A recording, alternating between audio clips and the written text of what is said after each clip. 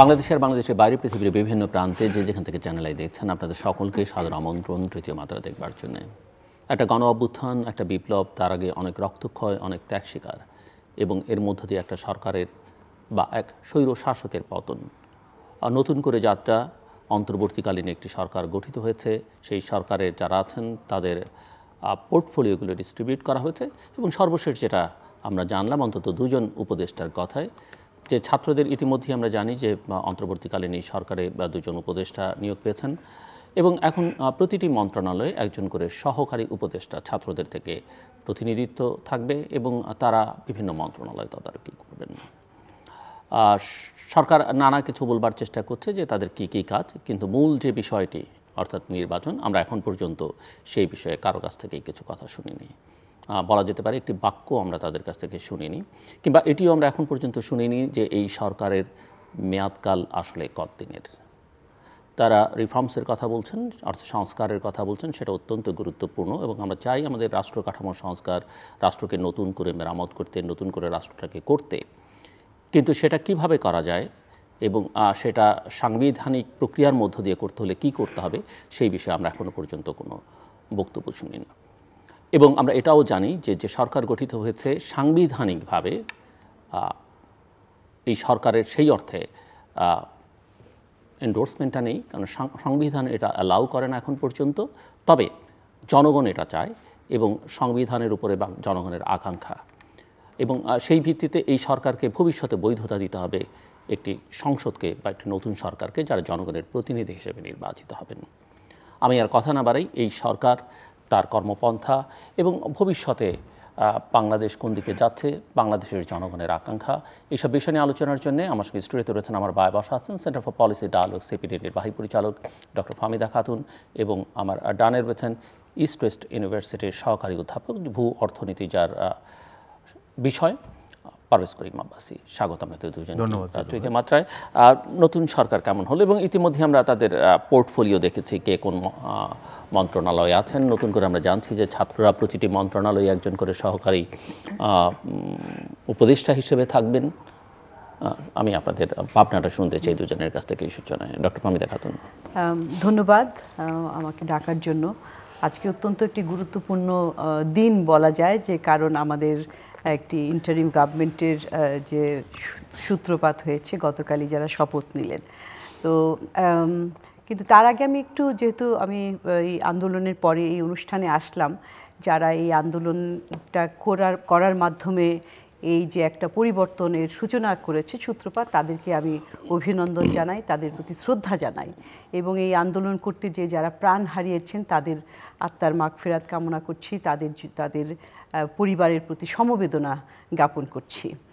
আর যারা এই ইন্টারিম গভর্নমেন্টের শপথ নিলেন, বিভিন্ন দায়িত্বপ্রাপ্ত হয়েছেন, তাদেরকে অভিনন্দন জানাচ্ছি। তো এখন যারা এই সরকারের যোগ দিলেন, তারা তো প্রত্যেকেই যার যার অবস্থান থেকে তারা যোগ্য, তারা এটা বলার অপেক্ষা রাখে না, তারা তাদের স্বস্বক্ষেত্রে যোগ্য এবং তাদের মধ্যে অনেকেই কিন্তু বিভিন্ন সময়ে সমাজের বিভিন্ন অন্যায়ের প্রতিবাদ করেছেন। অনেকে প্রতিবাদ করতে যে তারা কিন্তু হয়রানিরও শিকার হয়েছেন রাজনৈতিকভাবে, এবং সেইটার একটা প্রতিফলন আমরা দেখতে পেয়েছি যে তাদেরকে এই সরকারের রাখা হয়েছে। আর তাছাড়া অনেকেই, সবাই যেটা বললাম যে তারা সবাই পেশাজীবী যার যার অবস্থা থেকে। কিন্তু বিষয়টা হলো যে, আর তার চাইতেও সবচেয়ে গুরুত্বপূর্ণ আমি বলবো যে এই সরকারের ইন্টারিম গভর্নমেন্ট, এটা তত্ত্বাবধায়ক বলা হচ্ছে না, অন্তর্বর্তীকালীন সরকার, এটার যে প্রধান হলেন নোবেল লরিয়েট প্রফেসর ইউনূস। তো সেটা তো সকলেরই চাওয়া ছিল এবং ছাত্ররাই তাকে চেয়েছে এবং উনি সেই ডাকেও সাড়া দিয়েছেন। এটাও আমাদের জন্য গর্বের বিষয়, গৌরবেরও বিষয়, কারণ উনিও কিন্তু বাংলাদেশে আসলে এতদিন ধরে কম হেনস্থার শিকার হননি এবং আন্তর্জাতিকভাবে নন্দিত একজন শ্রদ্ধেয় ব্যক্তি। কিভাবে বাংলাদেশের রাজনৈতিক কুটচালের মধ্যে তাকে যেভাবে হয়রানি করা হয়েছে, সেটা তো কারোই পছন্দ ছিল না।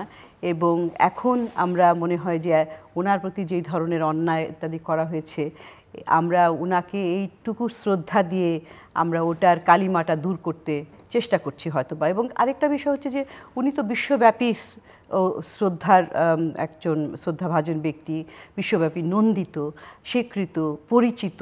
তো সুতরাং সেটা বাংলাদেশের জন্য আসলে একটা ভালোই, আমি মনে করি যে বাংলাদেশের ভাবমূর্তি উন্নত করার ক্ষেত্রেও কিন্তু একটা বিরাট অবদান রাখবে। তো এই প্রেক্ষিতে আমি এইটুকুই বলতে চাই যে যে কারণ কি এখন তো তারা যাত্রা শুরু করেছে, এবং এই যাত্রাটা শুরু করার এখন প্রথম দিনে যেরকম তারা একটা কাজের দায়িত্ব নিয়ে বোঝা মাথায় নিয়ে শুরু করেছেন, সেটা কিন্তু আগামী দিনগুলোতে দেখা যাবে যে তাদের কাজের মাধ্যমে যে তারা কতখানি সেই প্রত্যাশাটা পূরণ করতে পেরেছেন। দেখেন, এই অন্তর্বর্তীকালীন সরকারটা কিন্তু আমাদের এর আগে যে তত্ত্বাবধায়ক সরকারগুলো হয়েছে, যে যাদের মূল দায়িত্ব ছিল প্রথমেই যে একটা নির্বাচন করা, এবং যুক্তিযুক্তভাবেই, কারণ নির্বাচনবিহীন কোনো সরকার তো থাকতে পারে না, কিন্তু এখানে তারা কিন্তু আরও একটা বেশি কমিটমেন্ট নিয়ে এসেছে। এবং ছাত্রদের আন্দোলনেরও কিন্তু মূল বিষয়টা ছিল যে আসলে বৈষম্যবিহীন একটা সমাজ গড়ে তোলা। এখন তারা, আমরা দেখলাম যে অন্তর্বর্তীকালীন সরকারেরও তারাও বলছেন যে বৈষম্যবিহীন সমাজ গড়ে তোলার জন্য তারা সরকারের রাষ্ট্রের সংস্কার চায়। কয়েকজন, আমি দেখলাম যে কয়েকজন উপদেষ্টা তারা বলছে যে রাষ্ট্রকে মেরামত করা, রাষ্ট্রের সংস্কার ইত্যাদি করতে চায়। তো সেটা তো একটা বিরাট ব্যাপার। আমি সেই আলোচনাটা হয়তো পরবর্তীতে করব। আপনি প্রশ্ন করেছেন যে কেমন হলো। তো ওভারঅল এখানে আর মানে সন্দেহের কোনো বিষয় নাই যে তারা যোগ্য না, এটাই আমার আন্ডারলাইং একটা অবজারভেশন। আমি শুনবো আপনার কাছ থেকে, মিস্টার পারভেজ করিম। না, প্রথমেই শুরু করছি আপার মতোই, যে এই সংগ্রামে যেটাকে আমরা বলছি মনসুন রেভলিউশন, এক একটা রেভলিউশন তো কয়েন করা হয়, তো বর্ষাকালীন যে এই গণ উত্থান, এটার মূল নায়ক হচ্ছে ছাত্ররা, ওরা আমাদের ছেলে মেয়ে। এর জন্যই কিন্তু যখন আমাদের ছেলে মেয়েদের উপর কিন্তু যখন প্রাক্তন প্রধানমন্ত্রী, যখন তার এখানে তার সরকার যখন হচ্ছে নির্বিচারে গুলি করেছে, তখন কিন্তু সবার দেশের সবাই কিন্তু মোরলেস মেজরিটি কিন্তু ছাত্রদের প্রতি চলে আসে। এবং এই যে 16 বছরের যে অ্যান্টি ইনকামবেন্সি, এই যে 16 বছরের যে ল্যাক অফ ডেমোক্রেটিক স্পেস, যেটা নিয়ে আপনার প্রোগ্রামে আমরা ভুরি ভুরি এখানে আলাপ করেছি, এই যে সীমাহীন যে দুর্নীতি, এই যে ল্যাক অফ অ্যাকাউন্টেবিলিটি, ওটার একটা হচ্ছে ভলক্যানিক ইরাপশন হয়েছে, যেটার জন্য আপনি দেখতে পাচ্ছেন এই আন্দোলনটা, এই পরিণতি। এখন শুরুই করতে হবে হচ্ছে যে এখন তাদের যারা শহীদ হয়েছে তাদের যাতে যে অবদানটা আমরা যাতে ভুলে না যাই। এবং হ্যাঁ, ডক্টর ইউনূসের সাথে যেটা হয়েছিল, যে কোনো হচ্ছে বিবেকবান মানুষ হচ্ছে যে ওনাকে যেভাবে হেনস্থা করা, যে দেশকে হচ্ছে বিশ্বের দরবারে পরিচয় করে দিচ্ছে, সম্মান নিচ্ছে, তাকে হেনস্থা করা, এটার ফল হয় না। এবং আমার মনে হয় যদি ওনাকে প্রধানমন্ত্রী করার জন্যে কার কৃতিত্ব থাকে, সেটা হচ্ছে প্রাক্তন প্রধানমন্ত্রী শেখ হাসিনা। কেন ওনার প্রত্যেকটা আলাপের মধ্যে উনি কিন্তু ডক্টর ইউনূসকে টেনে নিয়ে আসতো। মানুষকে কিন্তু ডক্টর ইউনূসকে ভুলতে দেন নাই। এটা হচ্ছে যে আইরনিক টুইস্ট অফ ফেট। আমার মনে হয় ডক্টর ইউনূসকে পাবলিসিটি করার জন্য পিআর সেক্রেটারি, বিএনপি জামাত এই কথা বলা হতো যে তাদেরকেও বাঁচিয়ে রাখাটা উনি একাই দায়িত্ব নিয়েছিলেন বোধহয়। এখন আমি চলে আসি হচ্ছে এখনকার অবস্থাতে। আপাতত দেশে 18 কোটি জনগণ সবাই চাইছে হচ্ছে ইন্টারিম গভর্নমেন্টটা হচ্ছে সাকসেসফুল হোক, কেন এটা হচ্ছে আমাদের দেশের আশাবাদ অনেক বেশি এর সাথে জড়িত। সমস্যাটা হচ্ছে কি, আপনার এক্সপেকটেশন বা আশাবাদ যতটা উঁচু, মানে যত বেশি থাকবে, তত কিন্তু এখানে হচ্ছে যে আপনার স্বপ্নভঙ্গ হওয়ার সম্ভাবনা বেশি। এটা কিন্তু if your expectation is high, your possibility of disappointment is that high. So এটা হচ্ছে যে এটা হচ্ছে ইন্টারিম গভর্নমেন্টের সবচেয়ে বড় চ্যালেঞ্জ। কেন মানুষের কিন্তু এখন আমরা বলছি যে প্রথমে হচ্ছে যে এখানে যে কথা ছিল কি ডেমোক্রেসি রেস্টোরেশন করা, ইলেকশন করা, এখন শুনছি হচ্ছে যে রাষ্ট্র এখানে হচ্ছে কাঠামোগত সংস্কার করা, সবই তো আলাপ করা হচ্ছে। এটা হচ্ছে for any government in any country it's a formidable task. এবং সাথে সাথে হচ্ছে একটা ইকোনমিক ক্রাইসিসের মধ্যে, ফুল ব্লোন ক্রাইসিসের মধ্যে চলছে, সাথে সাথে ল অ্যান্ড অর্ডার সিচুয়েশনের সমস্যা চলছে। এর মধ্যে যেখানে আমাদের এখানে এই ক্যাবিনেটে সবাই আমরা কিন্তু আগ্রহের সাথে, গভীর আগ্রহের সাথে দেখেছিলাম ক্যাবিনেটের কম্পোজিশনটা কি হয়। কেননা ক্যাবিনেটের কম্পোজিশনের মধ্যে বোঝা যাবে যে এটা হচ্ছে গভর্নমেন্টের intent. Doctor Yunus is a great man, কিন্তু he is not a superman, কারণ he would need enabling people with him. আপাত দৃষ্টিতে যেটা মনে হচ্ছে এবং এটাও হচ্ছে যে গণতান্ত্রিক এই পরিবেশের জন্য আমরা বলতে পারছি যে ফর নাও এটা মনে হচ্ছে যে long on activists, short on administrators. এখন কিন্তু খুব সিজনড এক্সপিরিয়েন্স লোক দরকার। আমি কিন্তু বলছি না যে এখানে ফাহমিদা আপার মতোই যারা গেছেন তারা দক্ষ না তা না, কিন্তু এখন দেখতে হবে হচ্ছে ডেলিভারি। আপাতত 1 মাস পুরো দেশের গুডউইল থাকবে, এটাকে আমরা বলি হানিমুন এফেক্ট। কিন্তু তারপর যখন দেখবেন যে ল অ্যান্ড অর্ডারের যদি রেস্টোরেশন না হয়, আমাদের যে বড় যে পাবলিক সার্ভিস ডেলিভারি যারা করে পুলিশ ফোর্স, কারণ ওদের স্টেটাসটা কীভাবে রিজলভ করা হবে। তারপর 3 নম্বর হচ্ছে ইকোনমিক ক্রাইসিসের মূল্যস্ফীতি কিভাবে কন্ট্রোল করা যাবে, police force and administration, BCS admin ক্যাডারে যারা আছে তাদের সাথে দেখেন অনেক জায়গায় দেখা যাচ্ছে তাদের এমপ্লয়িজরা এখানে বলছে যে তাদেরকে ফোর্স করছে রিজাইন করার জন্য। ইন্টারেস্টিংলি আরেকটা বেশ কিছু রদবদল হচ্ছে প্রতিদিন, মানে ইভেন প্রফেসর ইউনূসের এবং তার সরকারের ওভারটেকিং এর আগেও হঠাৎ করে বড় বড় রদবদল, এই রদবদল কে করলো, কারা আসলো, সেগুলো নিয়ে নানা রকমের প্রশ্ন তৈরি হয়েছে। এবং আমাদের আগেও তো এমন না যে এখানে 1/11 এর সময় বা তার আগেও কিন্তু ট্রানজিশন হয়েছে। আমরা যদি 3 দিনের জন্য 4 দিনের জন্য একটা সরকারবিহীন অবস্থায় বাংলাদেশ থাকতে পারে, এবারেই প্রথম না, এর আগেও ছিল, তাহলে 2-1টা সাংবিধানিক বা অন্যান্য গুরুত্বপূর্ণ পদে কেন 2 দিন 3 দিন আমরা ওয়েট করতে পারলাম না কেন? আমার কথা হচ্ছে যে আমাদের যে ভ্যাকিউমটা হয়ে গেছে, এখনও কিন্তু পুলিশ ফোর্স কিন্তু আমাদের এখানে সবাই বলছে পুলিশ যেটা করেছে নিন্দনীয়, এবং এখানে হচ্ছে যারা পুলিশের মধ্যে যারা এই ক্রাইমের মধ্যে ইনভলভ আছে তাদের বিচার প্রসেসে নিয়ে আসবে, but that should be through due process. এখন কি হচ্ছে সারা দেশে কিন্তু এখন হচ্ছে মহল্লায় মহল্লায় সবাই পাহারা দিচ্ছে, কিন্তু এটা তো হচ্ছে সাময়িক ব্যাপার। আমাদের বাচ্চারা এখন হচ্ছে ট্রাফিকের কাজ, ওরাই ভালোবেসে করছে, নিজের রোদের মধ্যে পরিশ্রম করে করছে, কিন্তু এটা হচ্ছে সাময়িক ব্যাপার। সো আমাদেরকে ট্রাফিক, পুলিশ, আমাদের অ্যাডমিন ক্যাডার, এগুলো তো বলতে খুব ভালো লাগে, হিন্দি সিনেমায় দেখানো আছে নায়ক ছবির মধ্যে সব একদিনে সব বাদ করে দিলাম, অ্যাকচুয়ালি তো বাদ হবে না। এর মধ্যে করাপশন যে সিস্টেমিক করাপশন আছে, এটাকে উইড আউট করবেন কি করে? এটা হচ্ছে দিজ আর চ্যালেঞ্জেস। এবং তারপর হচ্ছে যে আপনি যদি আবার চিন্তা করেন, এই যে এখন IMF-এর যে এখন আমাদের অস্টেরিটি প্রোগ্রাম আছে, সবাই কিন্তু এখন হচ্ছে কিন্তু এখানে IMF-এর সাথে তো আমরা হচ্ছে দায়বদ্ধ। আপনার ইলেকট্রিসিটি, গ্যাস, পানির বিল বাড়াতে হবে, আপনার হচ্ছে যে আপনার রেভিনিউ, ট্যাক্স রেভিনিউ বাড়াতে হবে, আপনার যে বিজনেস কনফিডেন্সটাকে আবার রিস্টোর করতে হবে, ফরেন ইনভেস্টররা ভয়ে পালিয়ে গেছে ওদেরকে আবার আনতে হবে। কিন্তু এর মধ্যে সবচেয়ে মূল কাজ কোনটা? মূল কাজ হচ্ছে একটা গণতান্ত্রিক, একটা হচ্ছে সর্বদলের এখানে পার্টিসিপেশন বা ইনক্লুসিভ অবাধ, সুষ্ঠু, গ্রহণযোগ্য নির্বাচন, মানুষ যেন নির্ভয়ে ভোট দিতে পারে এবং তার ভোটের প্রতিফলন যেন ফলাফলে থাকে, এবং এটা প্রত্যেকটা দলকে আনতে হবে। এখানে কথাটা হচ্ছে কিন্তু এখানে কিন্তু আমরা 1/11 এর সময় কিন্তু শুনেছিলাম -2, কিন্তু এখন কথাটা হচ্ছে কি মানুষের আগের সরকারের কি কোনো অ্যাচিভমেন্ট ছিল? কিছু তো অ্যাচিভমেন্ট ছিল, কিন্তু এখন কথা হচ্ছে ওদের সবচেয়ে বড় দোষ ছিল যে ওরা হচ্ছে গণতান্ত্রিক নির্বাচন দেয় নাই। এখন কিন্তু আপনি যাই করেন, এখন শোনা যাচ্ছে নাকি তরুণদের দিয়ে আমরা হচ্ছে একটা দল করার একটা কথা হচ্ছে, তরুণদের হতে পারে, কোনো সমস্যা নাই। ইন্ডিয়াতে তো অরবিন্দ কেজরিওয়াল আম আদমি পার্টি করেছে, এবার একটা পলিটিক্যাল ফোর্স হয়েছে, কিন্তু এখন এখানে আমি একটু বলেই রাখি যে তরুণরা যদি দল করতে চায় অবশ্যই তারা দল করবার অধিকার রাখে এবং করবে, কিন্তু ক্ষমতায় থেকে দল করা সেটা হচ্ছে আগে যতবার আমরা দেখতে হবে যে ওনারা কি ডিক্লেয়ার করেন, কিন্তু আপনাকে মানে প্রো এস্টাবলিশমেন্ট হয়ে আপনি আসলে তাহলে কিংস পার্টি হয়ে গেল। এবং কাজের কথাটা হচ্ছে যে আপনার এখানে কিন্তু ভুললে হবে না, বিএনপি ইজ অলসো এখানে কিন্তু ground reality is very important. এবং এখনো আওয়ামী লীগের কিন্তু গ্রাসরুট অ্যাক্টিভিস্ট অনেকে আছে। এই দুইটা দলের মধ্যে আপনি রিফর্ম করেন, বা আপনি এখানে যদি বা এখানে হচ্ছে আপনি আপনার দলগুলো করবে, না আপনি বলছেন প্রত্যেকটা দলের জন্য করতে হবে, বা আপনি হচ্ছে মনে করেন আপনার কনস্টিটিউশনাল, আপনি যদি মনে করেন ভোটিং প্যাটার্ন চেঞ্জ করতে চান, প্রপোর্শনাল সিস্টেমে করতে চান, বাট আপনি বলতে পারেন না হচ্ছে যে আমি এই দলকে না ওই দলকে না, কারণ এটা দেশে 18 কোটি মানুষের হচ্ছে রাইট কাকে চুজ করার কাকে চুজ করার না।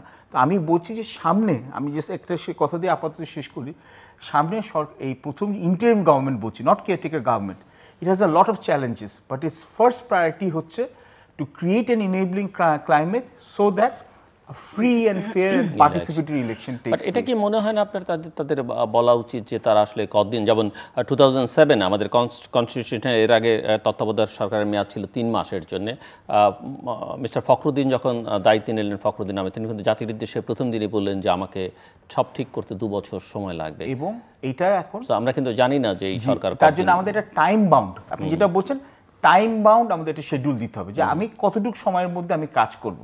কারণ আমি ফেসবুকে দেখবো 3 বছর 6 বছর, ওইভাবে তো দেশ চলে না। আপনি ফেসবুকে লাইক দিয়ে কিন্তু দেশ চলে না। Administration and governance is a serious issue. Very important. Doctor Fahmida Khatun, অনেকগুলো প্রসঙ্গ, এবং আমি এই প্রসঙ্গগুলো যে প্রথম আসলে ল অ্যান্ড অর্ডার সিচুয়েশনটা এবং এর সঙ্গে পুলিশ অ্যাডমিনিস্ট্রেশনকে কীভাবে রিবিল্ড করা, রিঅর্গানাইজ করা যেতে পারে সেটা একটা দেখা। সেকেন্ড বড় চ্যালেঞ্জটা ইকোনমি, এবং থার্ড ইস্যু যেটা এখন যেটা আলোচনার মধ্যে একেবারেই নেই, কিন্তু যদি এই সরকারের কোনো ম্যান্ডেট থেকে থাকে জনগণের আকাঙ্ক্ষার দিক থেকে, সেটা হচ্ছে একটা ফ্রি ফেয়ার ইলেকশন করা। তো আপনি কোত্থেকে শুরু করতে চান? আমি একটা জিনিস, হ্যাঁ অনেক ধন্যবাদ। আসলে কোথা থেকে শুরু করব সেটাই চিন্তার বিষয়। কিন্তু আমার প্রথম একটা প্রশ্ন এবং curiosity, like all citizens probably, সেটা হচ্ছে যে এই সরকারের এখনো ক্লিয়ার না, যেটা বললেন আব্বাসী, যে কতদিন থাকবেন। আপনিও বললেন যে কতদিন থাকবেন এবং তাদের কিওয়ার্ডটা কি, টার্মস অফ রেফারেন্সটা কি কি করবে আপনি সেইটার উপরে কিন্তু আমরা জানি ডিপেন্ড করে। কেয়ারটেকার গভর্নমেন্ট মানে সে রুটিন ওয়ার্ক করবে, হ্যাঁ, মানে ইউজুয়ালি পারসেপশন ইজ দেয়ার কি কি করবে, কতদিনে করবে, এইটাই একটা। এখন যে আমার তো এই টেবিল ইজ, মানে প্লেট ইজ ফুল। এখন এই আপনি বলছেন প্রশাসন, আইন শৃঙ্খলা পরিস্থিতি, অর্থনীতি, ভূ রাজনৈতিক বিষয়, কত কিছু আছে। তারা কি সেই চ্যালেঞ্জে আমরা ঢুকিনি আলোচনার মধ্যে যাবে নাকি শুধুমাত্র একটা নির্বাচন করবে? তো প্রথম বিষয় হচ্ছে যে শুরু থেকেই যদি বলতে হয় যে এই মুহূর্তের কাজ হচ্ছে যে আসলে আইন শৃঙ্খলা পরিস্থিতি ফিরিয়ে আনা এবং আস্থা মানুষকে, এটা মানুষ যাতে নিরাপদে চলাচল করতে পারে, ঘুমাতে পারে, তাদের সম্পদের এবং জানমালের নিরাপত্তা নিশ্চিত হয়, সেটা কিন্তু এখনো ফিরে আসেনি। তো এইটা এই মুহূর্তের করণীয়। এবং তারপরে হচ্ছে যে এই যে আপনার ইকোনমিরও তো একটা ক্ষতি হলো, মানুষের জান গেছে, তাদেরকে যে সমস্ত পরিবার ক্ষতিগ্রস্ত হয়েছে তাদেরকে অবিলম্বে সহায়তা দেওয়ার প্রস্তুতিটা শুরু করতে হবে, দিতে হবে এখনই। আর আরেকটা হচ্ছে যে এই যে আপনার এই পলিটিক্যাল ক্রাইসিস, এই রাজনৈতিক সংকটটা তো অনেক দিনে তৈরি হয়েছে। এই রাজনৈতিক সংকট সৃষ্টি হওয়ার পাশাপাশি কিন্তু অর্থনৈতিক সংকটগুলো সৃষ্টি হয়েছে। রাজনীতি থেকেই ভুল রাজনীতি, দুষ্ট রাজনীতির কারণে দুষ্ট অর্থনীতির একটা সৃষ্টি হয়েছে। তো সেইগুলাকেও কিন্তু আপনাকে এটা যদি লং টার্মে না হয়, এই মুহূর্তে কী করতে হবে। তো এখন এই গত 2 বছর থেকে এই যে মূল্যস্ফীতির চাপ চলছে, মানুষের জনজীবনকে একটা দুর্বিষহ অবস্থায় নিয়েছে, 10% কাছাকাছি মূল্যস্ফীতি। এই মুহূর্তেই তাদেরকে, যারা বিশেষ করে দরিদ্র, লো ইনকাম, নিম্ন আয়ের জনগণ, তাদের জন্য একটা সামাজিক নিরাপত্তার একটা পরিমাণ বাড়ানো, আওতা বাড়ানো, ইমিডিয়েটলি ডাইরেক্ট ক্যাশ সাপোর্ট কিংবা এই যে আপনার ওএমএস, ওপেন মার্কেট সেলের মাধ্যমে বিভিন্ন পণ্য স্বল্প মূল্যে দেওয়া তাদেরকে, অর্থাৎ এই সহনীয় জীবনযাত্রাকে সহনীয় করা, এটা হচ্ছে ইমিডিয়েট কাজ। আবার যদি আমি ইমিডিয়েট এবং মধ্যবর্তী কাজের কথা বলি, তাহলে কিন্তু গোড়াটার থেকে শুরু করতে হবে যে ওই যে প্রাতিষ্ঠানিক সংস্কার, এই যে রাজনীতির কথা বলছে, যে বৈষম্যবিহীন সমাজের কথা বলছেন। বৈষম্যবিহীন সমাজ করতে গেলে তো আমার যে প্রতিষ্ঠানগুলো রয়েছে, অর্থনৈতিক প্রতিষ্ঠানগুলো যে দায়িত্বে আছে, সেগুলো কিন্তু এখন পুরোপুরি রাজনীতিকরণ করা হয়েছে এবং সেগুলোর দক্ষতা, জবাবদিহিতার অভাবে প্রতিষ্ঠানগুলো একেবারে দুর্বল অবস্থায় রয়ে গেছে এবং সেখানে সুশাসন নাই বললেই চলে। তারই প্রতিফলন এই যে অর্থনৈতিক ক্ষতগুলি সৃষ্টি হয়েছে এবং এই অর্থনৈতিক ক্ষতগুলি সৃষ্টি হওয়ার কারণে যে সামষ্টিক অর্থনীতির যে স্থিতিশীলতা ভঙ্গুর হয়ে গেছে, সেটার মূল কারণটাই তো হচ্ছে যে আমরা আসলে দায়বদ্ধতাটা সৃষ্টি করিনি এবং প্রতিষ্ঠানগুলোকে দিনে দিনে দুর্বল থেকে দুর্বলতর করছি। এবং এটা শুধুমাত্র এই যে গত 15 বছর আওয়ামী লীগের সরকারের আমলে না, প্রত্যেক সরকারই কিন্তু আসে, তারা কিন্তু ওই জায়গাটায় টাচ করে না, ধরে না যে সুশাসন প্রতিষ্ঠা কিংবা প্রতিষ্ঠানগুলোকে সংস্কার করে প্রতিষ্ঠানগুলিকে শক্তিশালী করা, ওই জায়গায় তারা হাত দেন না। কারণ কি, তাদের এটা সুবিধাজনক হয়ে যায়। এবং সেই জন্য এই সরকার, আমি আবারও বলছি যে কতদিন থাকবে, কিভাবে থাকবে এবং কতগুলি কাজ করবে। সরকারের যদি কিছু লম্বা সময়, মানে তারা যদি সংস্কার করতে চায়, কিছুদিন তো থাকতেই হবে, তখন তাদেরকে এই প্রতিষ্ঠান, আমি জাস্ট একটু বোঝার জন্য আপনার কাছ থেকে, যে সংস্কার তো আমরা বহু বছর ধরে আলোচনা করছি, কিন্তু একটা ইন্টেরিয়াম গভর্নমেন্ট বা যার একার্থে লিগ্যাল বৈধতাটা পরে হবে, এখন নেই, সাংবিধানিক বৈধতার ইস্যু, এবং যার সংবিধানে হাত দেওয়ার ক্ষমতা বা কোনো আইন পাশ করবার ক্ষমতা নেই, সুযোগই নেই, সে কিভাবে সংস্কার করবে? আমরা যদি 2007-8 এর সংস্কার দেখি, অনেক কিছু উদ্যোগ নিয়েছিলেন এবং পরে তার কিছুই টেকে আমি এটাই আসছিলাম যে দেখেন, হ্যাঁ, যে কাজে আপনারা আমি যদি বলবো যে এটা একটা সময়ের অপচয় হবে কিনা, এই জিনিসটা এই 2007-8 এর ইয়ে থেকে পরিস্থিতি থেকে আমাদের শিক্ষাটা নেওয়ার বিষয় আছে। দেখেন, তখন ওনারা অনেকগুলো প্যান্ডোরা বক্স ওপেন করেছিলেন এবং এই যে দুর্নীতির বিরুদ্ধে যে অভিযান শুরু করেছিলেন, কিন্তু এটা ব্যর্থ হলো। কেন ব্যর্থ হলো? প্রস্তুতি ছিল না। এটা লিগ্যাল পরে নিজেদেরই দুর্নীতির তকমা নিয়ে বিদায় নিতে হলো। এই যে নিজেদের প্রস্তুতি ছিল না, লিগ্যাল প্রস্তুতি ছিল না, প্রাতিষ্ঠানিক প্রস্তুতি ছিল না, দক্ষ জনবলও ছিল না। তো এইটা না প্রস্তুতি নিয়ে যদি শুরু করা হয় তাহলে কিন্তু একটা ভীতির বিষয় রয়েছে। কারণ আমরা কিন্তু এই যেটা বলছি বারবারই, যে এই পরিবর্তনটা আসলো অনেক দিন পরে। এটা না যে 5 বছর পরে একটা সরকার পরিবর্তন হচ্ছে, তত্ত্বাবধায়ক সরকার আসলো 3 মাসের জন্য একটা, এটা না, এটা কিন্তু অনেক বহু আকাঙ্ক্ষিত, যার কারণে কিন্তু এই ছাত্র আন্দোলনটা একটা জনগণের আন্দোলনে পরিণত হয়েছে। তো এইখানে যদি তারা কোনো ভুল করেন তাহলে কিন্তু আমরা আবার কিন্তু ওই যে রাজনীতির যে দুষ্ট চক্র, এটা কিন্তু আবার মাথাচাড়া দিয়ে উঠবে, যে আবার প্রমাণিত হবে যে আসলে এই ধরনের এই যে সো কল্ড গুডউইল যাদের আছে তারা হয়তো তাদের ক্ষেত্রে খুব ভালো, কিন্তু দেশ চালানোর জন্য একেবারেই অদক্ষ। এটা আমার জনগণকে কিন্তু, সাধারণ জনগণকে, আমাদেরকে কিন্তু খুবই হতাশ করবে। সেই জন্য আমি বলছি যে কিন্তু আমি তো এই কথাও বলতে চাই যে দেশ চালানো তো আসলে, আপনি যদি গণতন্ত্রের কথা বলেন, সে দেশ তো জনগণের প্রতিনিধিরা করবে এবং রাজনীতিবিদরা করবেন। এখন তারা ভালো কি খারাপ তাদেরকে ভালো করার দায়িত্ব হচ্ছে আমাদের, গণমাধ্যমের চাপ, সিভিল সোসাইটির কাজ, আমরা তাদেরকে চাপে, একটু ডিফেন্ড করার জন্য বলছি যে দেখেন, আমরা তো রাজনৈতিক দলও দেখছি। সমস্যাটা হলো যে আমাদের রাজনৈতিক দলগুলোও তো ফেইলড আস, তো তারাও কিন্তু এত ফেইলড, করাপ্ট, আপনি যে কোনো অভিনয় তাদেরকে অভিযুক্ত করতে পারেন। এত বিশাল জনপ্রিয়তা নিয়ে এসেছে বাংলাদেশের দুটো দলই তো খুব জনপ্রিয়। একবার সে তো তাদের তো অনেক জনগণের তাদের সাপোর্ট রয়েছে, কিন্তু তারাও কিন্তু মিনিমাম কমিটমেন্ট রক্ষা করে বারবার কিন্তু, এবং তারা একটা নিজেরা এবং নিজেদের আশেপাশে একটা বলয় সৃষ্টি করে দুর্নীতির দুষ্ট চক্র এমনভাবে তৈরি করেছে। এখন আজকে আপনার এই যে এই যেখানে যান, আপনি কোনো সরকারি অফিসে যান, কোনো সেবা নিতে যান, আপনি কোনো পাবলিক সার্ভিসেস এমনি টাকা দেওয়া ছাড়া পাবেন যদি না আপনার একটু হাই লেভেলে কোনো কানেকশন থাকে। সাধারণ মানুষ তার যে অধিকার, ন্যূনতম সরকারি সেবা, এই সেবা কনসেপ্টটা কিন্তু এই সরকার থেকে উঠেই গেছে। কারো কোনো সেবা পাওয়ার যে অধিকারটাই নাই, এবং সেটা পেতে যে তাদেরকে ধর্ণা দেওয়া, তাদেরকে টাকা দেওয়া, টাকা ছাড়া কথাই নাই। এবং এই যে টাকার যে মোহ ছড়িয়ে গেছে, আপনি তো জাল দিয়ে ছেঁকে ছেঁকে তুলতে হবে যে কে আসলে এখানে সৎ আছে।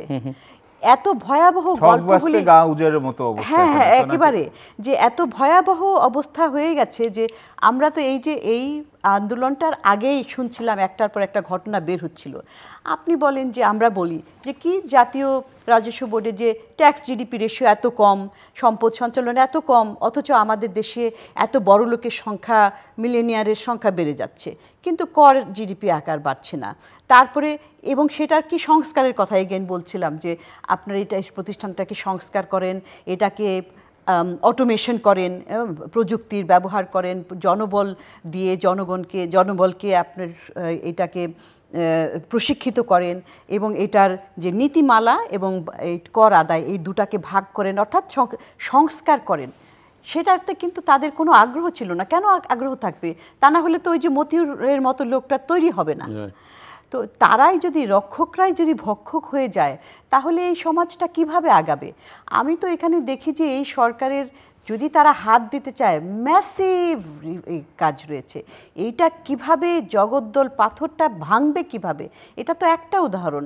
এবং আবার আপনার অনুষ্ঠানে বহুবার বলছি, যেমন আরেকটা খাত, ব্যাংকিং খাত দেখেন না। কিন্তু এখন এখানে আমি জানি না এটা আপনাদের সিপিডির প্রোগ্রাম ছিল কিনা, যেখানে বেশ কয়েকজন অর্থনীতিবিদ একবার বক্তব্য রাখছিলেন, তারা বলছিলেন যে এই অ্যাডমিনিস্ট্রেশন বা এই সব কিছু এমনভাবে 53 বছর ধ্বংস যে এটা ঠিক করতে 53 বছর আমি এটাই হবে। বলছি। তো সেটা এরকম একটা ইন্টারিম গভর্নমেন্ট যে আমি সব ঠিক করে দিব, এটা সম্ভব কিনা আমি সেটা বুঝতে চাই। একেবারেই না, এটাই তো অবাস্তব লাগছে। হ্যাঁ, 50 বছরের জঞ্জাল আপনার তো 5 বছরেও হবে না, কারণ এটা তো ওভারনাইট তো লিগ্যাল কনস্টিটিউশনাল একটা তো লিগ্যাল, আপনি ধরেন লিগ্যালটা কোনোভাবে ধরেন আইনজ্ঞদের নিয়ে একটা ওয়ে আউট করলেন, তারপরে যে কাজটা শুরু করবেন এটা শেষ হবে কবে?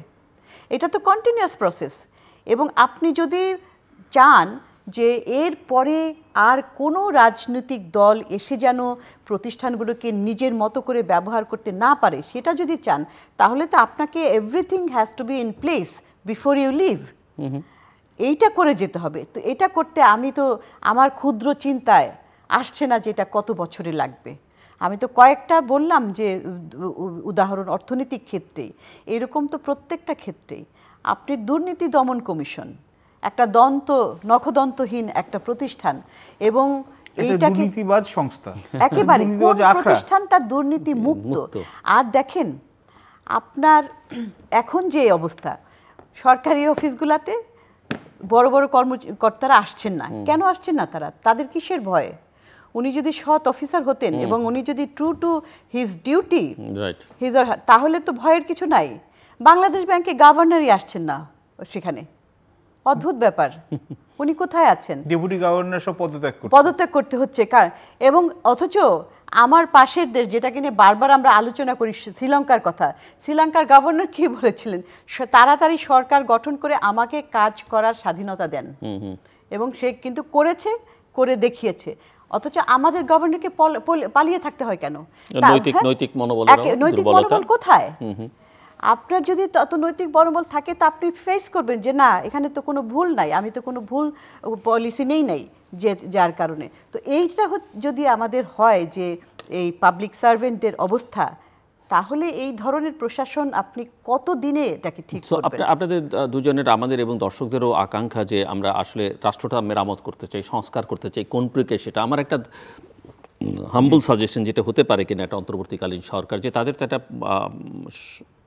মূল কাজ হচ্ছে ইলেকশন করা, তার আগে তারা যদি, আমি জানি না তারা কতদিন থাকতে চান, আমি মনে করি যে বাংলাদেশের মানুষ বা পলিটিশিয়ানরা, পলিটিক্যাল পার্টি এখন কোনো উপদেশ হয়তো বলছেন যে তাদের কথা তো চলবে না, কিন্তু এটা টেম্পোরারি, এই কথা টিকবে না, কারণ বাংলাদেশে 15 বছর ধরে লড়াইটাই হয়েছে গণতন্ত্রের জন্যে। তো সেখানে তারা একটা করতে পারেন কিনা, ধরেন 1 বছরের একটা টাইম ফ্রেম নিয়ে 6 মাস পর একটা কনস্টিটিউয়েন্ট অ্যাসেম্বলি করে ইলেকশন করে কনস্টিটিউশন সহ অন্যান্য আইন কানুনগুলো যদি তারা পরিবর্তন করতে পারেন এবং তারপরে 6 মাস পর একটা পার্লামেন্ট ইলেকশনের দিকে যান, তাহলে অত রাজনীতিবিদদের এক ধরনের একটা ইয়ের মধ্যে ফেলা যায় কিনা, এটা প্রস্তাব হিসেবে থাকবে। আমি জানি না, আমি সংবিধান বিশেষজ্ঞ তো নই, বাংলাদেশে এত সংবিধান আমিও তো একেবারে আইন তো আমার বিষয় না। আমার কাছে মনে হয় যে যেটা ম্যানেজেবল এটাই করা উচিত। আপনি আরেকটা কথার সাথে আমি ছাড়ছি এখনই, যে দেখেন রাজনীতি দলগুলা কিন্তু তারা কিন্তু ইলেকশন করার জন্য উন্মুখ। আপনি দেখেন ইতিমধ্যে কিন্তু বিএনপি মিটিং করে ফেলেছে, 3 মাসের মধ্যে ইলেকশন এবং তারপরে দেখেন আর আরেকটা বিষয়, এখন দেখেন আওয়ামী লীগের সদস্যরা তারা পালিয়ে আছেন, কিন্তু আস্তে আস্তে তো তারা বের হবে। ধরেন তারা বেরোবে, আমি হয়তো বললাম, অনেকে হয়তো বলছেন যে তারা আগামী, কারণ এই জেনারেশনের, নতুন জেনারেশনের কাছে তাদের কোনো ভবিষ্যৎ নাই, তারা জায়গা পাক আর না পাক, সিট না পাক, বিএনপি একসময় 7 পেয়েছে, তারা হয়তো গিয়ে 5টা পাবে বা 50টা পাবে, 70টা পাবে, আমি সেটা বলতে চাই না, কিন্তু আওয়ামী লীগকে তো আপনার ইলেকশনে রাখতে হবে। আওয়ামী লীগ ছাড়া আপনি ইলেকশন করে তো আসলে সেই ইলেকশন, এটা যদি সর্বদলীয় হয় এবং আমি যদি বলি যে এটা একটা অন্তর্ভুক্তিমূলক হবে, অন্তর্ভুক্তিমূলক সমাজ হবে, এই সমাজ কি আসলে রাজনীতি বিবর্জিত? সেটা তো না। তো অন্তর্ভুক্তিমূলক, আমরা এতদিন কি বলেছি যে রাজনীতিটা তো অন্তর্ভুক্তিমূলক ছিল না, আপনার ইলেকশনটা অন্তর্ভুক্তিমূলক ছিল না, পার্টিসিপেটরি ছিল না। তো এটা তো আমরা নতুন ভাবে মূল কথা হচ্ছে যে জনগণ ডিসাইড করুক সে কাকে চায়, সে কি একটা দুর্বৃত্তকে চায়, সে কি একটা স্বৈরশাসককে চায়, নাকি ওই যে বিশেষ বিশেষ ভবনের কথা অনেক সময় আওয়ামী লীগাররা বলতো তাদেরকে চায়, এটা মানুষ ডিসাইড করে। আমি পারভেজ একটু আপনার সঙ্গে আলোচনা করতে চাই, যেটা ডক্টর ফাহমিদাও বলছেন যে ভূ রাজনীতির চ্যালেঞ্জটা আসলে কি, এবং এর সঙ্গে ভূ অর্থনীতিরও সম্পর্ক আছে। এবং আমরা এই অভ্যুত্থানকাল এবং তারপর থেকেই ইন্ডিয়ান মিডিয়াতে, তার আগে অবশ্য আমরা তাদেরকে দেখেছি প্রথমবারের মতো তারা 2 ভাগে বিভক্ত, এক পক্ষ সরকারের পক্ষ অবস্থান নিয়েছিলেন, আরেক পক্ষ আন্দোলনকারীদের পক্ষ নিয়েছিলেন বা বাংলাদেশের মানুষের আকাঙ্ক্ষার পক্ষে কথা বলছিলেন। এরপরে দেখলাম তারা একভাবে সরকারের একটা ন্যারেটিভ তারা একভাবে দেখছে, বাংলাদেশের প্রাক্তন প্রধানমন্ত্রী সেখানে গিয়ে আশ্রয় নিলেন এবং এখন তাদের ন্যারেটিভসের মধ্যে মোটামুটিভাবে এবং একই রকমের তারা কিন্তু কথাবার্তা বলছেন এবং বাংলাদেশকে একটা ব্র্যান্ডিংয়ের যে ব্র্যান্ডিংটা পুরনো আগেও তারা চেষ্টা করেছেন এবং বাংলাদেশ থেকে বিশেষ করে প্রাক্তন ক্ষমতাসীনরা তারা ওই ব্র্যান্ডিংয়ের সঙ্গে এবং সেটা আমরা দেখছিও সাবেক প্রধানমন্ত্রী অন্তত তার পুত্র তো কথাবার্তা বলছেন এবং সেই ব্র্যান্ডিংটা তিনিও করবার চেষ্টা করছেন এখানে জঙ্গি এখানে এটা সেটা নানান কিছু ভারতের এখানে ভূমিকা রাখা দরকার আমি একটু আপনার কাছে বুঝতে চাই যে এই যে ইন্ডিয়ান যে ন্যারেটিভস এবং তার সঙ্গে যে সরকার গঠিত হলো এবং এই সরকারের ভবিষ্যৎ এটা আপনি কীভাবে ধন্যবাদ জিলু ভাই প্রথমত এখানে হচ্ছে যে ভারতীয় মিডিয়াতে যে স্পেশালি হচ্ছে যখন মানে আওয়ামী লীগ সরকারের পতন হলো ওদের যে রিয়াকশনটা ইনিশিয়াল রিয়াকশনটা হলো এটা হচ্ছে নিজার্ক রিয়াকশন একটা হচ্ছে হিস্টেরিয়া এটা হচ্ছে মায়ের চেয়ে মাসির দরদ বেশি মানে একটা হচ্ছে এবং আপনি যদি এখানে দেখেন আনন্দবাজার পত্রিকা দেখেন এনডিটিভি দেখেন তারপর CNN18 দেখেন তারপর বাকিগুলো যতগুলো আছে সবগুলো প্রোগ্রামের মধ্যে 95% হচ্ছে যে ওদের ন্যারেটিভটা হচ্ছে খুব সোজাভাবে বললে হয় যে এই সরকারটাকে পতন করানো হয়েছে একটা বিদেশি একটা আইএসআই এবং চায়না নট আমেরিকা আবার দেখেন আমেরিকা বলেছে কিন্তু আইএসআই চায়না এবং তারেক রহমান লন্ডনে বসে মিটিং করেছেন এবং এখানে বলছে এটা হচ্ছে শুধু হচ্ছে মৌলবাদী এবং হচ্ছে যে কট্টর ইসলামিস্টদের হাতে চলে যাচ্ছে এবং হচ্ছে এটা মাইনরিটির উপর অ্যাটাক করা হচ্ছে এবং ভারতীয় প্রধানমন্ত্রী প্রফেসর ইউনূসকে যে সেখানকার মধ্যে ওই যে সংখ্যালঘুদের বা হিন্দু ধর্মাবলম্বীদের নিয়ে তিনি তার উদ্বেগ প্রকাশ করেছেন অত্যন্ত দুঃখজনক এখন কথাটা হচ্ছে এবং আমি আপনার কথাটা এখন মিলিয়ে বলছি আগে কিন্তু প্রাক্তন সরকারের এখানে যখন ওরা বলতো যখন মনে করুন বিএনপি বা মনে করুন সুশীল সমাজে এখানে যখন মনে করেন বিদেশি এমবেসির সাথে কথা হতো ওরা বলছে দেশের শত্রু কেন দেশের নিয়ে ওরা হচ্ছে ষড়যন্ত্র করছে কিন্তু যেই মতো ওনারা হচ্ছে ক্ষমতাচ্যুত হলেন আমি দেখলাম যে ওনারা হচ্ছে ওদের যে ন্যারেটিভটা দিলেন প্রধানমন্ত্রীর সন্তান প্রাক্তন প্রধানমন্ত্রীর সন্তান এবং আরও কয়েকজন যে দেশে হচ্ছে যে এখন হচ্ছে দেশে একদম নৈরাজ্য তো ভরে গেছে কিন্তু এরা কিন্তু বলতে ভুলে যাচ্ছে এটা কিন্তু জনগণের কিন্তু এখানে একটা উত্থান হয়েছে এখানে একটা ছাত্রদের ছাত্র তো একা ছিল না ছাত্ররা প্রথম দিকে ছিল ছাত্রদের উপর নির্বিচারে হত্যা করেছে বলে দেশের সবার বেশিরভাগ অধিকাংশ লোক হচ্ছে মুখ ঘুরিয়ে নিচ্ছে সরকারের কাছে সন্তানের সাথে মা বাবা নেমে গেছে মা বাবার সাথে প্রতিবেশী নেমে গেছে এইটা কিন্তু খুব কোনো জায়গায় মেনশন করা হয়নি তাহলে দুইটা জিনিস এটা এখানে মেনশন করা হচ্ছে মানে এটা রিইনফোর্স করছে যে ভারতের এখানে কি কংগ্রেস কি বিজেপি বা ওদের যে পলিটিক্যাল ইস্টাবলিশমেন্ট আছে দিল্লিতে ওদের কিন্তু হচ্ছে দেখা যাচ্ছে যে এখানে যে গুজবটা যেখানে হচ্ছে এতকাল তো গুজবই ছিল কেন হচ্ছে যে ওরা নট অনলি হচ্ছে যে আওয়ামী লীগের উপরে সফট বা একটা বিশেষ পরিবারের উপর অনেক বেশি সফট কিন্তু এখন কথাটা হচ্ছে কি ইন্ডিয়াকেও বুঝতে হবে যে বাংলাদেশে এটা হচ্ছে অভ্যন্তরীণ বিষয় জনগণের এখানে যা ডিসাইড করবে সেটা এখানে ডিটারমাইন করবে এখন ইন্ডিয়া নিডস টু ডিসাইড যে ওরা কি বাংলাদেশের সাথে স্টেট টু স্টেট রিলেশনশিপ চায় কেন কিন্তু মিউচুয়াল ইন্টারেস্ট আছে এবং আমাদের তো এমন না যে সরকার পাল্টে গেল বলে ভারতের সাথে আমাদের সম্পর্ক শেষ হয়ে যাবে এবং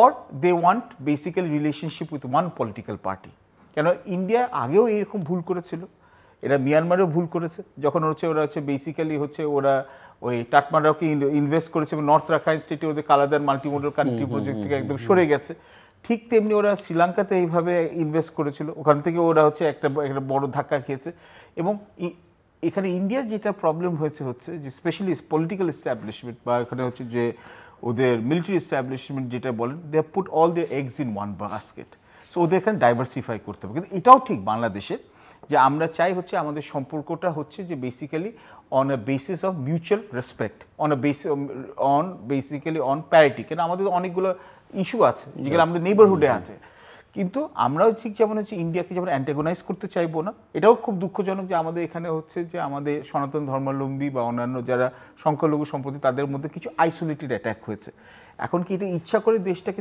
রিস্টেবিলাইজ করা নাকি এটা হচ্ছে আমাদের দেশকে বদনাম করার জন্য ন্যারেটিভটা হচ্ছে এটাকে দেখতে হবে এটা নিয়ে কিন্তু নির্দলীয় নিরপেক্ষভাবে কিন্তু এটা এখানে স্বচ্ছভাবে কিন্তু এটা এখানে তদন্ত করা উচিত এবং আরেকটা হিসাব হচ্ছে কি আমাদেরও এখানে বুঝতে হবে যে ইন্ডিয়ার যে কিছু কিছু স্ট্র্যাটেজিক ইন্টারেস্ট আছে সেগুলোকে কিন্তু আমাদের মাথায় রাখতে হবে Address করতে একেবারে হবে। কেন। এবং আমি যদি মনে করি যে আমার যুক্তরাষ্ট্রের সাথে আঙ্কেল স্যামের সাথে খুব ভালো সম্পর্ক আছে, সেটিং মিটিং আছে, জেট সেটিং আছে, সমস্যা একদম ভুল। যুক্তরাষ্ট্র কার বাপেরও না, কেন এখনো কিন্তু এই নির্বাচনে কিন্তু এখনো কিন্তু ডিসাইড করা হয় নাই। এটা ডোনাল্ড ট্রাম্প আসতে পারে, কামলা হ্যারিস আসতে পারে, কিন্তু one thing is for sure যে চায়নাকে ওরা কিন্তু কন্টেইন করতে চাইবে, এবং চায়নাকে কন্টেইন করার জন্য ওরা কিন্তু সব জায়গায় এখানে ইন্ডিয়া এবং অন্যান্য রাষ্ট্র নিশ্চয়ই যুক্তরাষ্ট্র এখানে হচ্ছে ওরাও চাইছে হচ্ছে যে বার্মা অ্যাক্টের জন্য বাংলাদেশে ওরা হচ্ছে ওদের জন্য একটা কমপ্লায়েন্স সরকার নিয়ে আসা, কিন্তু আমেরিকার জানে the ends matter more than the means. এবং এমন না যে ইন্ডিয়ার কোনো অযৌক্তিক আমরা দাবিটা আমরা মেনে নিব। এবং ইন্ডিয়াকেও আমি বলবো, যেটা একটা ইন্টারভিউতে ওদের সাথে বললাম, যে আমি শেয়ার করেছিলাম এখানে, ফাহমিদা আপু ওখানে দিয়েছেন, যে India needs to engage with all stakeholders. ইন্ডিয়াকে তো কেউ ওখানে বন্দুক দিয়ে বলেনি তুমি শুধু আওয়ামী লীগের সাথে এনগেজ করো, বিএনপির সাথে এনগেজ করতে বা অন্যদের সাথে তো এনগেজ করতে ইন্ডিয়া তো কোনো বাধা নাই। সো অ্যাজ আ রেজাল্ট, এবং ইন্ডিয়া আমাদের এখানে মৌলবাদী আসলো না আসলো এটা নিয়ে ওদের এত মাথা ঘামানো তো দরকার নেই।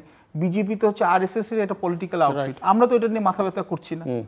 আর আমাদের দেশে এখানে লস অফ লাইভস হয়েছে আনফর্চুনেট, বাট লস অফ লাইভসটা এখানে এটা হচ্ছে বাংলাদেশে তো এখন তো আমরা দেখেছি যে মসজিদের ইমাম, তারপর আমাদের এখানে হচ্ছে মাদ্রাসা শিক্ষার্থী, ওরা সবাই দাঁড়িয়ে এখানে হচ্ছে মসজিদ মন্দির এখানে গির্জা এগুলোকে প্রোটেক্ট করার চেষ্টা করছে। 2-4 জন দুষ্টু লোক সব জায়গায় করছে, যেমন এখানে সব জায়গায় ডাকাত পড়ে যাচ্ছে। হঠাৎ করে এত ডাকাত কোথা থেকে আসলো? আপনি এগুলো এটা তো এখানে বুঝতে হবে। ডাকাত তো শুনিই না আমরা বহুকাল থেকে, ঢাকা শহরে তো শুনি না, ঢাকা ভুলেই গেছি আমরা। এবং এখানে হচ্ছে হঠাৎ করে এত অস্ত্র পেলো কিভাবে, এখানে হচ্ছে পুলিশ এখানে লুট হলো, এবং স্ট্র্যাটেজিক যে ইনস্টলেশন গুলো ছিল কেন প্রোটেকশন দেওয়া হয়, এগুলো কিন্তু প্রশ্ন আছে। অবশ্যই এটা কিন্তু সিকিউরিটি ফেলিয়ার কেন হলো, এত বড় সিকিউরিটি ফেলিয়ার। এবং এটাও একটা জিনিস আমাদের মনে হচ্ছে যে আমাদের ইন্টারিম গভর্নমেন্টের জন্য এটা চিন্তা করতে হবে। আরেকটা চ্যালেঞ্জ তো আছে, তো চায়না ফ্যাক্টর।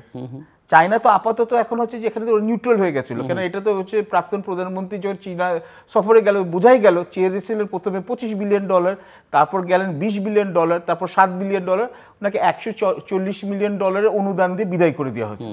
তো এখন হচ্ছে, এবং সঙ্গে সঙ্গে চীনের সাথে আমাদের এত যে বিআরআই যে বিনিয়োগ, ওটা কি হবে?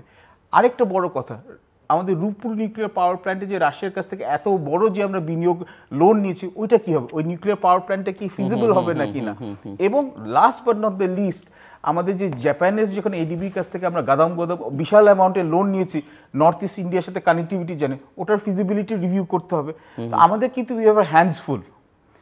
আমি বলছি প্রথম সময়ে কিন্তু এখন হচ্ছে যেখানে একটা স্বৈরশাসনের অভাব হয়ে মানে পতন হয়েছে, আমাদের এখন সবাই আমাদের বড় বড় চিন্তা করতেই পারি, কিন্তু আমার কিন্তু এখন একটা ফিজিবিলিটি এবং রিয়ালিটি চেক দিতে হবে। কেন ভূ রাজনৈতিক অবস্থাতে কিন্তু যুক্তরাষ্ট্র কিন্তু সবসময় তার পাউন্ড অফ ফ্লেশ চাইবে, এবং তার ফোকাস হবে কিন্তু মিয়ানমার, তার ফোকাস হবে হচ্ছে বার্মা একটাকে ইমপ্লিমেন্ট করা, এবং এটাতে কিন্তু তখন হচ্ছে যে ভারত আর চীনের সাথে কিন্তু আমাদের একটা সম্পর্কে টানপোড়েন পড়তে পারে। এইগুলো মাথায় রাখতে হবে। ডক্টর ফাহমিদা খাতুন। হ্যাঁ, আমি যেটা বলছিলাম যে এতগুলি কাজ, এই কাজগুলি করার জন্য আমার মনে হয় যে আসলে সংস্কারগুলি করে রেখে তারপরে আর তার পাশাপাশি ডে টু ডে কাজগুলি কিন্তু সেগুলোও কিন্তু কম না।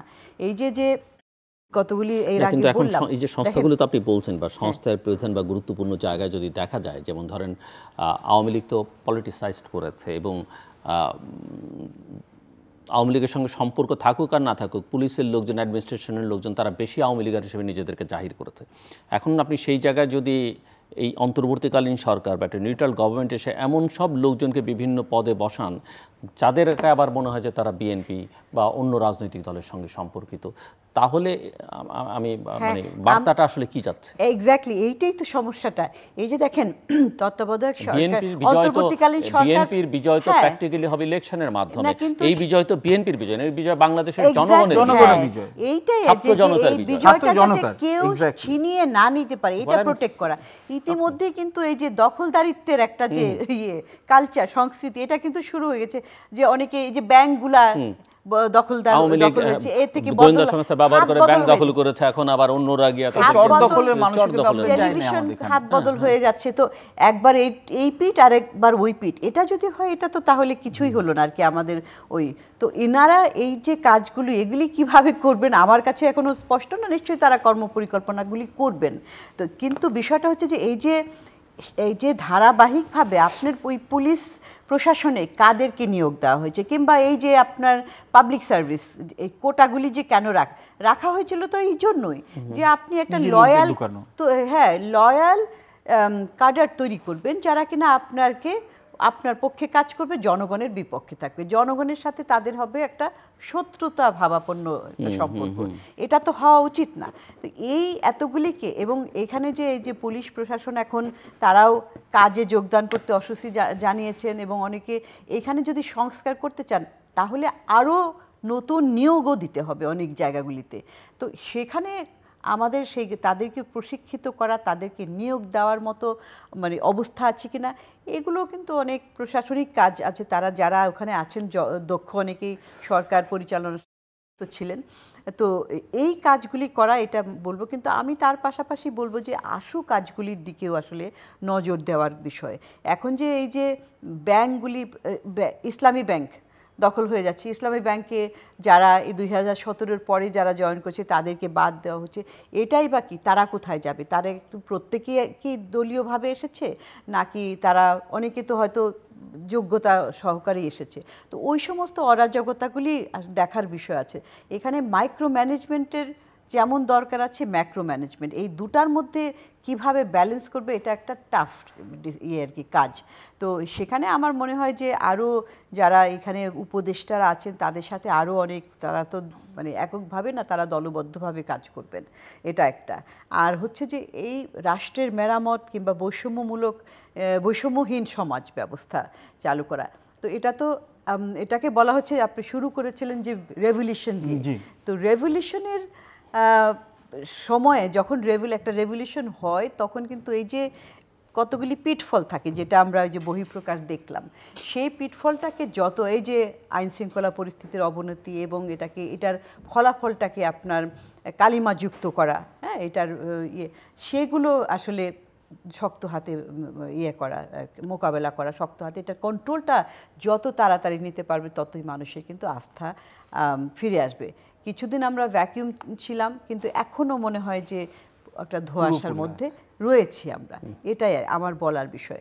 আরেকটা বিষয় হচ্ছে যে এখন যেহেতু যে আমি সবচেয়ে বেশি গুরুত্ব দিই এই কারণে যে একটা দেখেন, এই আন্দোলনটার সময়ও যেইভাবে আমাদের যে পুলিশ প্রশাসন ছাত্রদের উপরে এবং জনগণের উপরে যেভাবে তারা গুলি বর্ষণ করেছে, এটা একটা। তারপরে যেখানে আমাদের তৎকালীন মন্ত্রীরা বিভিন্ন সময় তারা যেরকম বলেছে, যে ধরনের কাজ করেছে, ইন্টারনেট ব্ল্যাক আউট করেছে, এই সমস্ত করে বিদেশে যে আমাদের যে ভাবমূর্তি, এটা তো অনেক গুরুত্বপূর্ণ। একদিকে মানে একেই তো আমাদের এখানে বিনিয়োগ নাই, ফরেন ডাইরেক্ট ইনভেস্টমেন্ট এফডিআই জিডিপির 1% নিচে, এত যে আমরা এফডিআই পলিসি, উন্মুক্ত পলিসি করেছি, তারপরেও কিন্তু অ্যাট্রাক্ট করতে পারি না, কারণ আমাদের এখানে তাদের তো আস্থার অভাব। তারা এই যে বিগত সরকার তারা বলেছিল আমরা স্টেবিলিটি এনেছি, কিসের স্টেবিলিটি? তারা মনে করেছে যে একটা সরকার বসে থাকলে এটা স্টেবিলিটি। একটা যে এই যে ভুল সংজ্ঞা, জাতিকে খাওয়ানোর চেষ্টা, জাতি খায়নি সেটা, কিন্তু স্টেবিলিটি মানে, হ্যাঁ, স্টেবিলিটি মানে তো সরকার, একটা রাজনৈতিক দল ক্ষমতা থাকবে সেটা না। স্টেবিলিটি মানে হচ্ছে যে আপনি প্রতিষ্ঠানগুলিকে শক্তিশালী করবেন, এক দল যাবে আরেক দল আসবে। তো এইখানে সেই জন্য বিনিয়োগকারীরা কিন্তু এটা আবার বুঝে, স্টেবিলিটি, নর্থ কোরিয়াতে তো স্টেবিলিটি আছে, সারা জীবনের জন্য একরকম থাকবে, সেখানে কি বিনিয়োগের জন্য যাচ্ছে কেউ? সেটা না। তো ওই জন্য বিনিয়োগকারীরা দেখে যে আসলে আমার রাজনীতিক স্টেবিলিটিটা কেমন, তাদের মনের মধ্যে সেটা একটা ভয়। তারপরে দ্বিতীয় বিষয়টা হচ্ছে যে এই যে লাগামহীন দুর্নীতি, করাপশন, এই করাপশনটা তো একটা মানে আমাদের একটা ওয়ার্ল্ড ইকোনমিক ফোরামের সাথে আমরা একটা সার্ভে করে থাকি, যে সেখানে গ্লোবাল কম্পিটিটিভনেস ইন্ডেক্স তৈরি করা হয়। বাংলাদেশের তো এটা অনেক পিছনে থাকে, প্লাস কোন কোন ফ্যাক্টর, প্রথম 5টার মধ্যে করাপশন আসতো, এখন করাপশন উপরে চলে আসছে, 1 আর 2-এর মধ্যে থাকে প্রতি বছর। এবং এরা কারা বলছে? বড় বড় বিজনেসম্যানরা, যারা দেশি বিজনেসম্যানরা। তো এইখানে বিনিয়োগ যদি না আনতে পারি তাহলে আমি অর্থনীতিকে কীভাবে চাঙ্গা করবো? প্রতিষ্ঠান সব ঠিকই আছে, তা ওটা করলে আসবে, কিন্তু তার পাশাপাশি আমার ইমিডিয়েট কিছু কাজ তো করতে হবে। এই বিনিয়োগ আনার জন্য এই দুর্নীতি দূর করা, এবং তারপরে ওই যে আমাদের যে তথাকথিত যে ইনফ্রাস্ট্রাকচার, এই স্মুথ ইনফ্রাস্ট্রাকচার, এত যে মেগা প্রকল্প করেছি তারপরেও তো আমাদের স্মুথ মানে একদম মসৃণ একটা অবকাঠামো তৈরি হয়নি, এটার মধ্যে অনেক ঘাটতি আছে। মেগা প্রকল্প নিয়ে তো আলাপ নাই, কিছু কিছু টাচ করেছে সে, তো এইটা একটা। তারপরে আবার একটা মানব সম্পদ, দক্ষ মানব সম্পদ। আমরা তো শিক্ষা ব্যবস্থাটাকে একেবারে ধ্বংস করে দিয়েছি। এই শিক্ষা ব্যবস্থা একদিকে তো আপনার বরাদ্দ কম থাকে বাজেটের মধ্যে, তারপরে হচ্ছে এই যে সিলেবাস তৈরি করা হলো, বাচ্চাগুলোকে আসলে কিছুই আর কি শিক্ষা না দিয়ে একটা শিক্ষাহীন মেধাহীন সমাজ গড়ে তোলার চেষ্টা।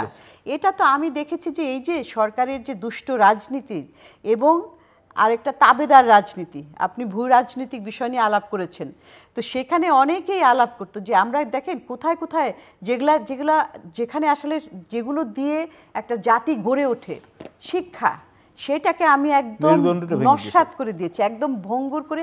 এখানে কোনো গুণমান সম্পন্ন শিক্ষা নাই, চাকরির জন্য ছেলেরা ঘুরছে, ছাত্রছাত্রীরা ঘুরছে, চাকরি নাই, আবার কোথাও চাকরির জন্য অ্যাপ্লাই করে, তারা অনেক সময় এত শত শত হাজার হাজার লাখ লাখ অ্যাপ্লিকেশন করার পরেও নিতে পারে না, কারণ যোগ্যতা মিলছে না, তাদের এত কম যোগ্যতা, বাইরে থেকে আনতে হচ্ছে।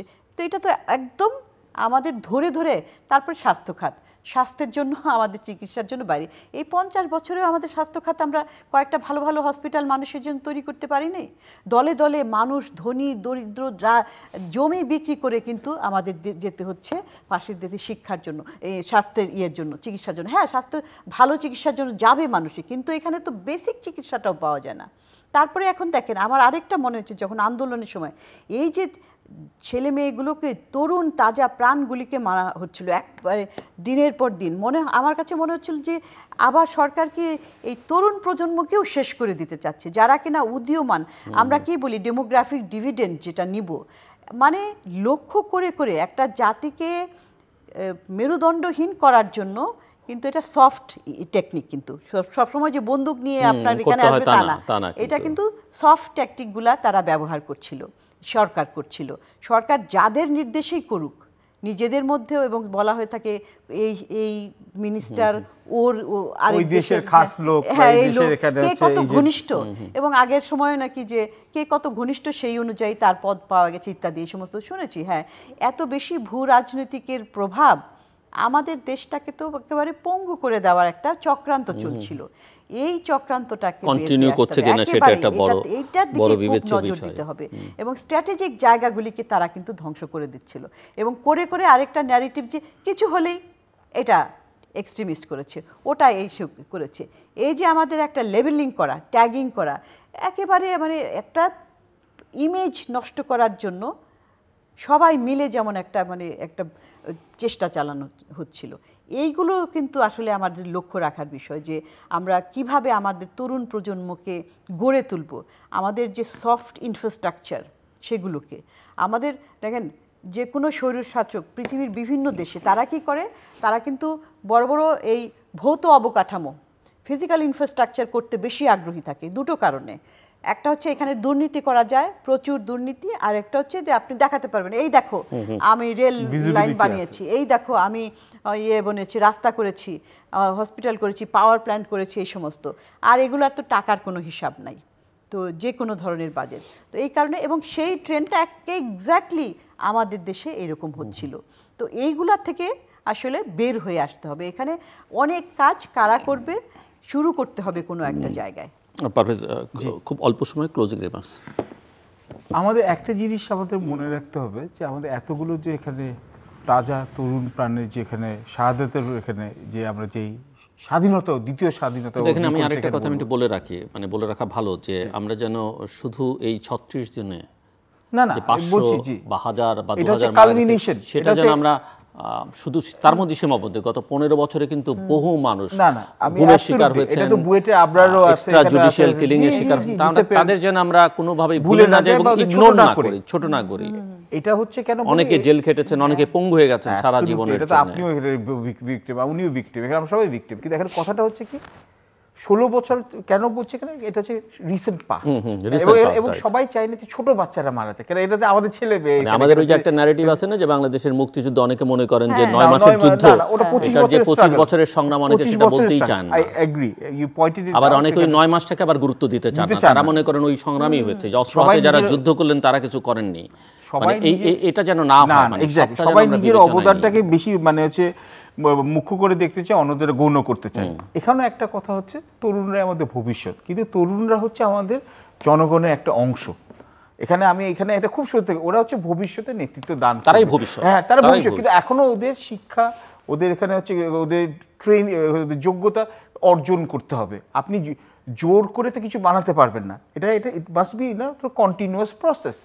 এবং আরেকটা জিনিস হচ্ছে যে এটা আমাদের মাথায় রাখতে হবে যে অনেক সময় যারা হচ্ছে রেভলিউশন করায়, যারা হচ্ছে তারাই কিন্তু কিছুদিন পর আবার হচ্ছে ভিলেন হয়ে যায়। ফ্রেঞ্চ রেভলিউশন যারা করেছিল, তারপর এখানে না ফ্রেঞ্চ রেভলিউশনের পর থেকে কিন্তু ওখান থেকে নেপোলিয়ন চলে আসছিল, মানে আশাভঙ্গ। রাশিয়া কমিউনিস্ট বিপ্লব থেকে কিন্তু কমিউনিস্ট পার্টি কিন্তু 80 বছরে কিন্তু এখানে এই নিপীড়ন হয়েছে। এবং ভুললে চলবে না, এখানে 71 সালে কিন্তু যখন হচ্ছে বঙ্গবন্ধু, কেন উনি তো এখন এখানে জাতির পিতা, উনি যখন আসছিলেন তখন কিন্তু এখানে হচ্ছে দেশ এখানে ভেঙে পড়েছিল। কিন্তু বিগত সরকারের হচ্ছে যে এখানে স্বৈরা শাসনের জন্য আপনি দেখেন কি হয়েছে এখানে মুক্তিযুদ্ধ। আমি এখানে বলবো যে এখনকার যে ইন্টারিম গভর্নমেন্টে এটাও কিন্তু মাথায় রাখতে হবে যে তারা যেন এক ডেমোক্রেসির মধ্যে বিশ্বাস করে এবং ডেমোক্রেসিতে ওইরকম প্র্যাকটিসটা নিয়ে আসে। সহনশীল এখানে হচ্ছে সহনশীলতা যেন ওরা বাড়ে, আমাদের দেশ থেকে সহনশীলতা চলে গেছে। এবং 3 নম্বর হচ্ছে যে এখানে সবার দলমত নির্বিশেষে ভালো যে কনস্ট্রাকটিভ ক্রিটিসিজম এবং পয়েন্টসগুলো নেয়, and they reach out to people. Reach out to পিপলকে অনেকে দেখলে মনে করে উনি চাইছে উনারটা বলা যায়, এটার জন্য না। আমাদের দেশে যথেষ্ট এখানে দক্ষ বিশেষজ্ঞ আছে, তাদেরকে নিয়ে সবাইকে মিলে এই চ্যালেঞ্জটা মোকাবেলা করুক। এবং আমাদের শেষের কথাটা হচ্ছে টাইম বাউন্ড একটা ইলেকশনের শিডিউল ডিক্লেয়ার করা এবং টার্মস অফ রেফারেন্স ডিক্লেয়ার করা, এটা হচ্ছে মোস্ট ইম্পর্টেন্ট। এবং এটা মনে হয় যে এটা দেশের লোকদের আস্থাটা আরও বেশি এখানে হচ্ছে শক্ত করবে। দর্শক, অনুষ্ঠানের শেষ প্রান্তে আমরা সামাজিক যোগাযোগ মাধ্যম ফেসবুক এবং এক্স এবং ইউটিউবের তৃতীয়মাত্রা লাইভ স্ট্রিম হচ্ছে আপনারা দেখতে পারেন। টেলিভিশনের পর্দায় দেখতে না পারলে যে কোনো সময় যে কোনো স্থান থেকে ইউটিউবের তৃতীয়মাত্রা চ্যানেলটি সাবস্ক্রাইব করে এই পর্ব বা পুরোনো পর্বগুলো আপনারা দেখতে পারেন।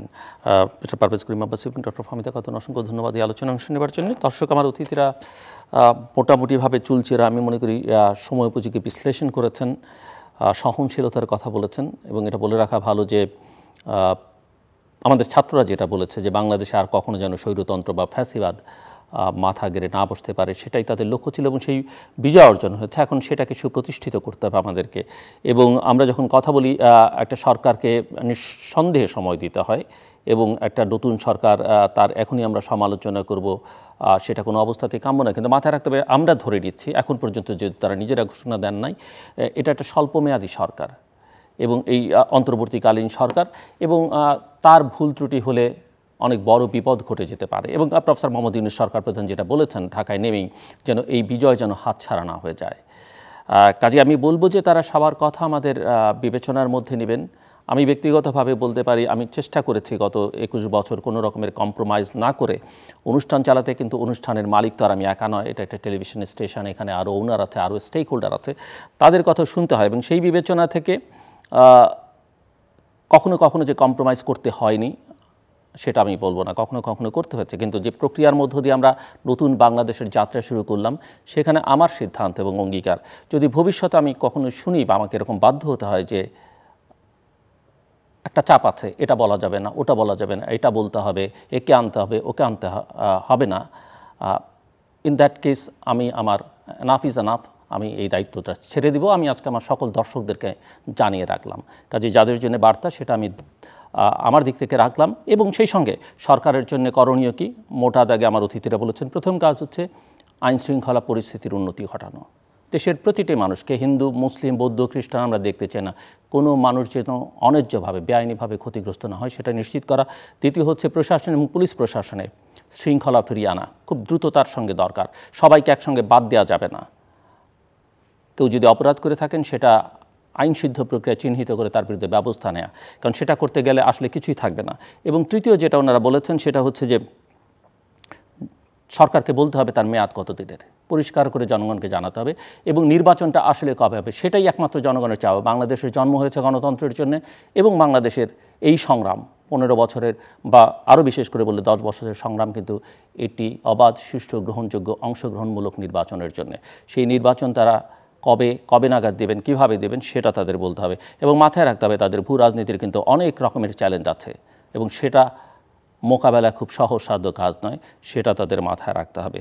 এবং আমরা আশা করব যে তাদের উপরে বাংলাদেশের মানুষের যে এখন পর্যন্ত এই মুহূর্ত পর্যন্ত যে আস্থা এবং যে স্বপ্ন আমাদের তরুণরা আমাদেরকে দেখিয়েছে, এবং সেই স্বপ্ন বাস্তবায়নের দায়িত্ব যারা নিয়েছেন, তারা যেন আমাদেরকে হতাশ না করেন, তারা যেন আমাদের কোনো দুঃস্বপ্ন না দেখান। আমাদের সঙ্গে থাকবার জন্য অসংখ্য ধন্যবাদ। আপনাদের সবার জন্য শুভকামনা।